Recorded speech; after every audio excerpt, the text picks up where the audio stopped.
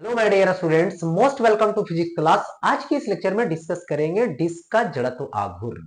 ये जो टॉपिक है 11th क्लास की फिजिक्स में जो घूर्णन गति पढ़नी है उसमें डिस्क को जब घुमाया जाता है तो उसकी जड़त्व आघूर्ण होती है। उसी को कैसे फाइंड करेंगे, किस एक्सिस के अबाउट कितना होगा, सभी चीजों को बारी बारी से डिस्कस करने वाले हैं। तो सबसे पहले समझिए कि ये डिस्क होता क्या है। डिस्क का मतलब होता है जो वृत्ताकार प्लेट है वही डिस्क है। जैसे आप डेली लाइफ में देखते होंगे रोटी बनाते हैं तो रोटी क्या होता है, गोलाकार होता है, तो वो भी क्या है, डिस्क है। या तो कोई प्लेट लीजिए, वो भी क्या है, यदि सर्कुलर है, वृत्ताकार है और प्लेट है तो वो क्या होगा, डिस्क होगा। इसी का जड़त्व आघूर्ण हम लोग को पढ़नी है। तो देखिए, ये जो जड़त्व आघूर्ण है वो कैसे निकालेंगे वो अच्छे से समझ जाएंगे, लेकिन कब, जब आप अच्छे से इसको केयर करके देखेंगे तो। अब देखिए, यहां पर सबसे पहले आता है डिस्क का जड़त्व आघूर्ण है लेकिन अक्ष के परितः। अब इस डिस्क का अक्ष क्या होता है, अपना अक्ष किसको बोलते हैं इसका। तो देखो, डिस्क है और डिस्क का केंद्र होगा, केंद्र से इस तल के, इसके तल के लंबवत गुजरेगा अक्ष, वही होगा इसका अपना अक्ष, जिसको बोलेंगे अक्ष के परितः। तो यहां पर यदि हम यहां पर डिस्क ले लें, ये रहा डिस्क, ठीक है, और ये पूरा में मटेरियल फैला हुआ है, पूरा में मटेरियल फैला हुआ है। ओके, इस तरीके से देखो, और यहां पर ये क्या रहा, तो यहां पर ये केंद्र रहा, ठीक है। और यहां से ऐसे अक्ष पास किया, इसको बोलते हैं वाई वाई डैश अक्ष। क्या बोलते हैं, वाई वाई डैश डैश अक्ष, यही इसका अक्ष है। इसकी जो त्रिज्या है, इसकी त्रिज्या यहां पर आर है, इसका द्रव्यमान सपोज दैट मान लेते हैं एम है, ठीक। अब इसका यदि जड़त्व आघूर्ण निकालना है आपको तो सबसे पहले क्या करना होगा, इसमें छोटा सा पार्ट काटना होगा। वो कैसा, रिंग, क्योंकि रिंग का जड़त्व आघूर्ण हम लोग जानते हैं। तो रिंग का निकालेंगे सबसे पहले, तो रिंग काटेंगे सबसे पहले। तो यहां पर रिंग काटनी है मुझे। देखिए, ये यहां पर क्या कट गया, रिंग कट गया। क्या कट गया, रिंग कट गया। तो रिंग जो काटेंगे, ये रिंग कटेगा तो उसकी त्रिज्या 0 होगी, मतलब सेंटर पे जब काटेंगे तो। और जब यहां पे किनारे में काटेंगे तो उसकी त्रिज्या उस समय r होगी, ठीक है, यहां पर ऐसा। तो इसका जो मतलब चौड़ाई है वो dr है, चलो ठीक, और इसका रेडियस r है, ठीक है। तो पूरे डिस्क को ले तो क्षेत्रफल होगा पाई आर स्क्वायर, और यहां पर यदि हम पाई आर स्क्वायर क्षेत्रफल ले तो पाई आर स्क्वायर में द्रव्यमान कितना होगा, एम होगा, ठीक है, एक। दूसरा, यदि हमको इस रिंग का निकालना है तो वन में ले लो, तो वन में क्या आ जाएगा, M by pi R square हो जाएगा। तो इस रिंग का क्षेत्रफल जो होगा उसमें निकालो, तो इस रिंग का कितना होगा, लेंथ कितना होगा, 2 पाई आर, और थिकनेस क्या होगा, डी आर होगा। तो यहां पे 2 पाई आर और ये क्या आएगा, डी आर आएगा। इसमें कितना आएगा, तो एम बाई यहां से क्या आएगा, पाई आर स्क्वायर आएगा, इनटू क्या आएगा, यहां पे 2 पाई आर आएगा, और इनटू यहां पर कितना आएगा, तो डी आर आएगा, 2 पाई आर डी आर। देखो ऐसा दे दिया गया। अब इसमें से ये पाई और ये पाई कट जाएगा, तो इसका मास कितना आएगा, डीएम आएगा। तो डीएम इज इक्वल टू क्या आएगा, 2m और बाई आर स्क्वायर, इनटू क्या आएगा, आर डी आर आएगा। हो गया ऐसा। अब इस रिंग का जड़त्व आघूर्ण इस अक्ष के परितः है, तो रिंग का ये अपना अक्ष माना जाएगा। रिंग के अपने अक्ष के परितः जड़त्व आघूर्ण एम आर स्क्वायर होता है। चलो ठीक है, तो हम लिखेंगे रिंग का, यहां पर रिंग का मोमेंट ऑफ इनर्शिया यानी जड़त्व आघूर्ण, ठीक है। तो क्या होगा, यहां से डी आई होगा, तो डी आई क्या होगा, मास कितना है डीएम, त्रिज्या कितना है आर स्क्वायर। तो यहां पे होगा D I is equal to D M, 2m by R square, ये होगा R D R into R square. ठीक है, अब इसको बड़ा सा पूरे डिस्क का लेना है तो इंटीग्रेट कर दो। ठीक है, इंटीग्रेट कर दो तो यहां पर डी आई का इंटीग्रेशन हो जाएगा, और यहां पर जब इंटीग्रेशन करोगे तो कांस्टेंट बाहर, 2m बाई आर स्क्वायर बाहर हो जाएगा, इंटीग्रेशन लो तो r होगा पावर 1 और 2 तो पावर 3, और a आ जाएगा dr। ठीक है, जीरो से कहां तक, कैपिटल R, जीरो से कैपिटल R हो जाएगा। हो गया ऐसा, डी का इंटीग्रेशन यहां से i होगा तो कितना आएगा, 2m और बाई आर स्क्वायर, ये आ जाएगा तो कितना होगा r क्यू, तो एक पावर ऐड कीजिए तो r पे पावर 4 बाई 4, जीरो से कहां तक, r तक, जीरो से r तक। अब देखो यहां से क्या आएगा, i आएगा 2m बाई आर स्क्वायर आएगा इंटू एक r पे पावर 4 आएगा माइनस जीरो पर पावर 4 तो ये आएगा बाई 4। ठीक है, तो यहां से 2 से कटेगा, ये 2 कट जाएगा, आर स्क्वायर होगा तो यहां पे so I is equal to M R square, और बाई कितना आएगा, 2 आएगा, तो I is equal to M R square by 2, यानी डिस्क का मोमेंट ऑफ इनर्शिया यदि लोगे तो डिस्क का मोमेंट ऑफ इनर्शिया कितना होगा, तो यहां पर एम आर स्क्वायर बाई 2 आ जाएगा। Okay, M R square by 2 आ जाएगा।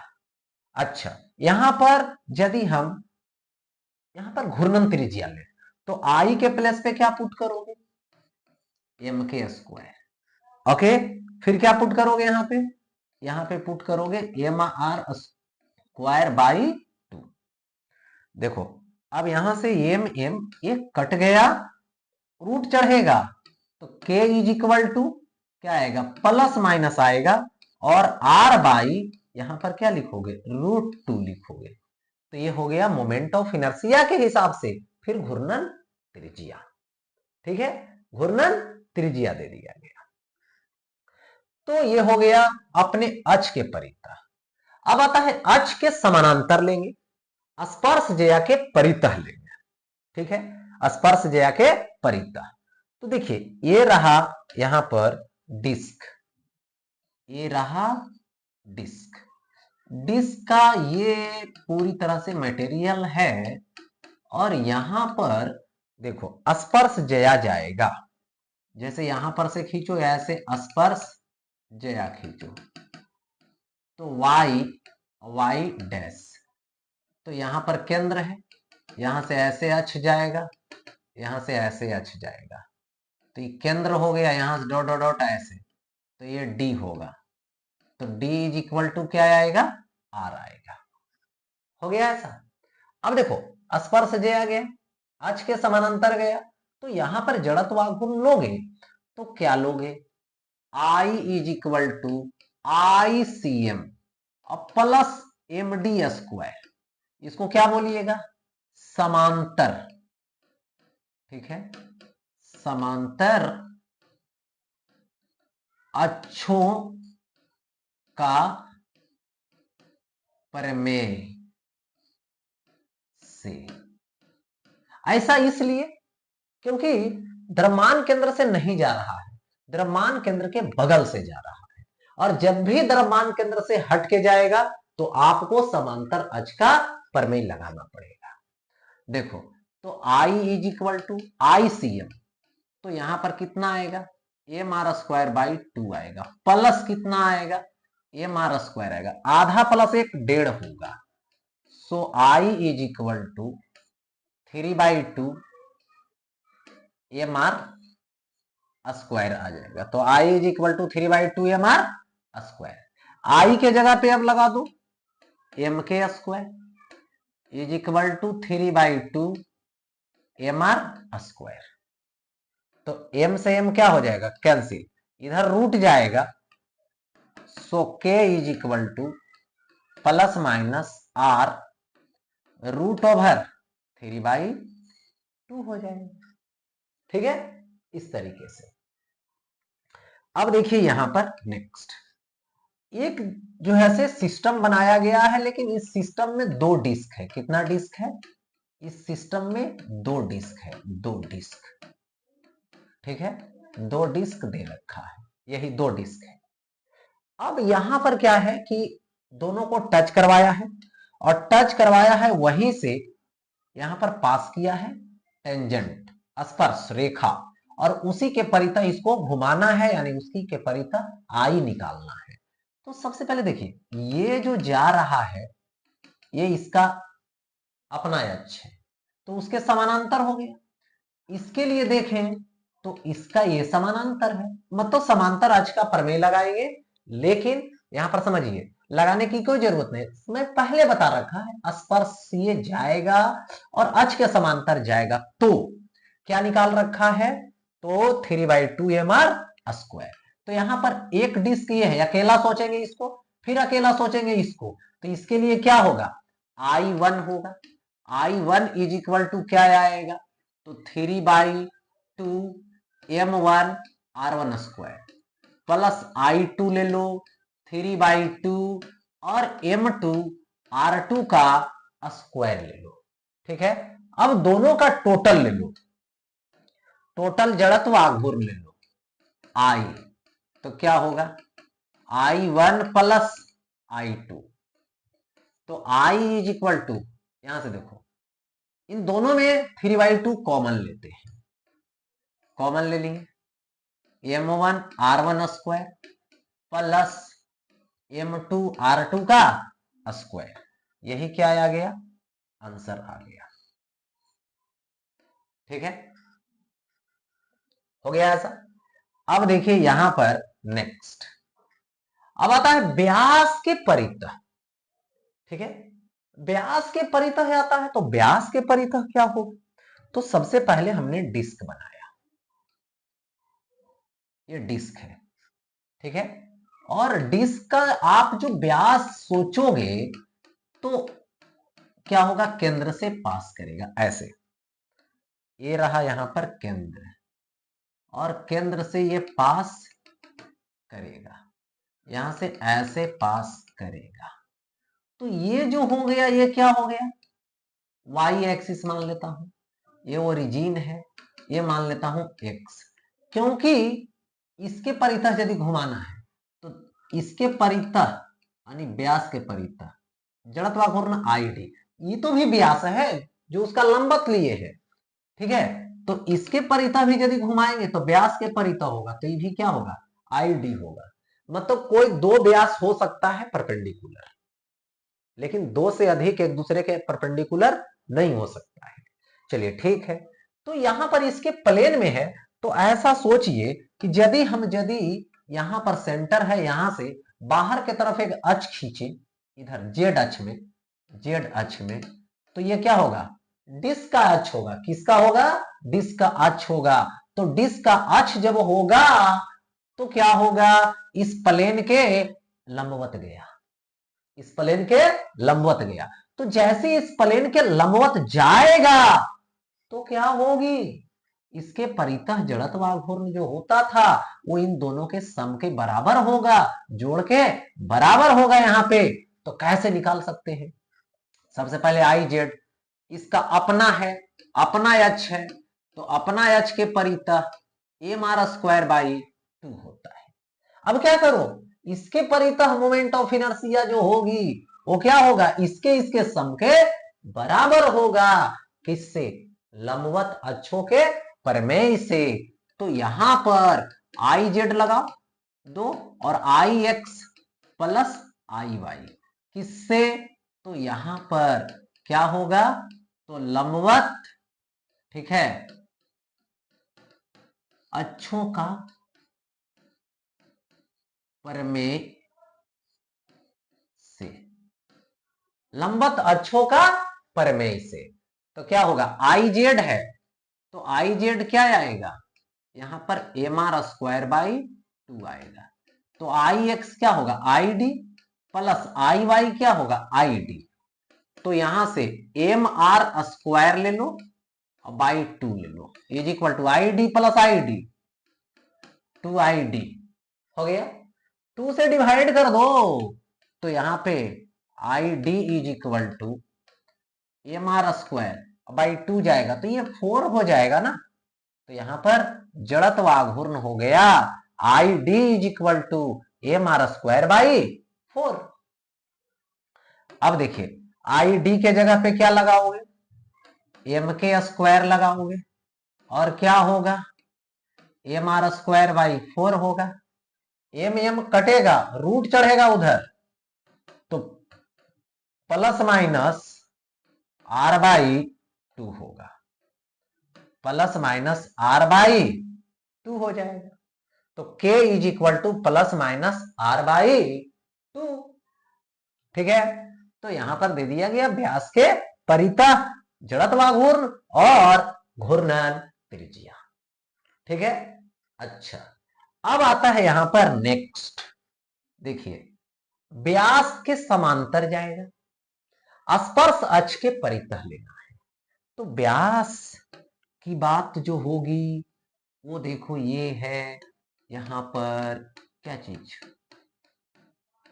ओके देखिए ये हो गया यहां पर डिस्क, और ये हो गया यहां पर केंद्र, और यहां से ऐसे खींच दी, ठीक है लाइन, यानी व्यास खींच दी है, और यहां से dot dot dot dot dot यहां पर ये होगा डी, और यहां से ऐसे जाएगा, तो ये हो गया व्यास जो केंद्र से जा रहा है, और इसके परितः निकालना है। तो सोचो इसके परितः घूम रहा है या तो घुमाएंगे, तो यहाँ पे d इज इक्वल टू तो r होगा। चलो ठीक है, समांतर अक्ष का प्रमेय लेने वाले हैं, तो कैसे लोगे, तो यहां से I is equal to ICM, ICM मतलब इस व्यास के परितः वाला, तो ID प्लस MD स्क्वायर, कहां से, तो इसको लिखेंगे समांतर, ठीक है, अक्षों का प्रमेय से, समांतर अक्षों का प्रमेय से। तो यहां से I इज इक्वल टू क्या आएगा, आई डी व्यास के परितः, व्यास के परितः होता है M R square by 4, plus क्या होता है एम आर स्क्वायर, तो 4 इधर जाएगा, तो I इज इक्वल टू क्या आएगा 4, एलसीएम ले लीजिएगा, तो सॉल्व करके आएगा 5/4, 5/4, आई आएगा एम आर स्क्वायर, जड़त्वाघूर्ण निकल गया। यहां पर क्या कीजिएगा, यहां पर एम के स्क्वायर कीजिए, और ये कीजिए 5/4, और ये कीजिए एम आर स्क्वायर। अब यहां से m से m कट जाएगा, रूट चढ़ेगा, तो k is equal to plus minus होगा, ठीक है, r/2 बाहर आएगा, √5 अंदर रहेगा। ओके, ये हो गया रेडियस ऑफ सॉरी घूर्णन त्रिज्या हो गया। अच्छा अब आगे आता है, देखिए यहां पर दो डिस्क है, दोनों डिस्क का यहां पर द्रव्यमान और त्रिज्या दे रखा है, ओके, द्रव्यमान और त्रिज्या दे रखा है, हो गया ऐसा। तो अब यहां से क्या होगा, दोनों को टच करवाएं, टेंजेंशियली भागा, टेंजेंट गया है, स्पर्श गया है दोनों के टच पॉइंट से। तो ये है क्या, ये जो है देखिए यहां से खींचिएगा तो ये व्यास खींचा जाएगा, व्यास के समानांतर है, तो इसके लिए व्यास के समानांतर जाने वाली है जो स्पर्शीय है, इसके लिए भी वही बात आएगा, व्यास के समानांतर इस बिंदु से स्पर्शीय जो जाएगा। तो सबसे पहले पहली बार इसको लीजिए, पहली वाली का जड़त्वाघूर्ण 5/4 होगा, अभी मैंने बताया था m1r1 स्क्वायर। दूसरी वाली का 5/4 होगा m2r2 का स्क्वायर होगा। ओके, अब क्या करोगे, पूरे सिस्टम का निकालो। तो पहली वाली है और दूसरी वाली है, तो जड़त्व आघूर्ण तो डायरेक्ट ऐड करोगे। तो I इज इक्वल टू क्या आएगा, I1 प्लस I2 आएगा। तो I is equal to I1 तो 5/4 और M1R1 स्क्वायर, यहां से कॉमन कर लेंगे इसको, तो प्लस क्या बचेगा, M2 और R2 का स्क्वायर हो जाएगा। ओके, तो ये रहा यहां पर जड़त्व आघूर्ण से संबंधित। तो इसी के साथ ये टॉपिक यहीं पे क्या होता है, एंड होता है।